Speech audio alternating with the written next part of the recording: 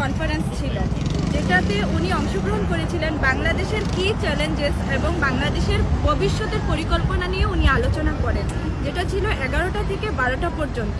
তো এই সমাবেশে আমি অংশগ্রহণ করি একজন প্রেসের সদস্য হিসেবে। তো উনি বক্তৃতা প্রদান করেন প্রথমে 1 ঘন্টার মতন। উনি বাংলাদেশের পরিস্থিতি, বাংলাদেশের রাজনীতি, বাংলাদেশেতে ওনার কিভাবে ওনার আগমন হয়, উনি বাংলাদেশকে কিভাবে নতুনভাবে রিফরমেশন করবেন। তো উনি সেখানে বাংলাদেশের কিছু কি পয়েন্টস নিয়ে কথা বলেন, যার মধ্যে প্রথম ছিল রিফরমেশন। তারপরে উনি অনেকগুলা পয়েন্ট আসলে ওনার মতো করে ব্যাখ্যা করেন যে উনি আসলে কেমন বাংলাদেশ চান, কি করলে বাংলাদেশ আসলে আরো সুন্দর হবে, বা রেমিটেন্স নিয়ে, ট্যাক্স নিয়ে, বাংলাদেশের এই সমস্ত বিষয় নিয়ে উনি কথা বলেন, অর্থনীতি থেকে শুরু করেন। তো তারপরে যখন প্রশ্ন উত্তর পর্ব আসে, তখন আমি ওনাকে প্রথম প্রশ্ন করার সুযোগ পাই এবং আমি ওনাকে একটা প্রশ্ন করি। উনি প্রথমেই যে বলেছিল উনি একটা রিফরমেশন নিয়ে কাজ করবে, যেটা ওনার প্রথম চ্যালেঞ্জ বাংলাদেশের জন্য।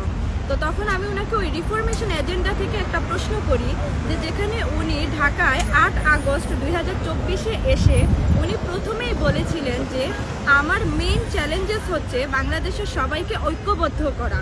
তো সেখান থেকে আমি ওনাকে প্রশ্ন করি, যেখানে বাংলাদেশের প্রথম রাষ্ট্রপতি শেখ মুজিবুর রহমানের বাসভবন 6 ঘন্টা সরকারি বুলডোজার দিয়ে ভাঙচুর করা হয়, তখন প্রশাসন কিভাবে নীরব ছিল এবং এই নীরবতার মাধ্যমে উনি একটা ডিভাইডেড সৃষ্টি করছিল, মানে একটা ডিভিশন তৈরি করে যে পার্টিকুলার মানুষকে আলাদা করে দেয়। তাহলে ওই পার্টিকুলার মানুষকে আলাদা করে ওদেরকে বাদ দিয়ে উনি কিভাবে রিফরমেশন বা ওই যে উনি ঐক্যবদ্ধ করবে সবাইকে, সেটা উনি কিভাবে করবে, এবং উনি কি শুধুমাত্র ওই পার্টিকুলার মানুষদেরকে বাদ দিয়ে বাকি অর্ধেকের জন্য উপদেষ্টা হয়েছেন, এরকম একটা প্রশ্ন করি, যে প্রশ্নটা উনি আসলে ছুঁতে পারেননি এবং উনি যে উত্তরটা দেয় সেটা উনি ওনার মতো করে আসলে ব্যাখ্যা করেন, যেটা আমার প্রশ্নকে উনি টাচই করতে পারেন।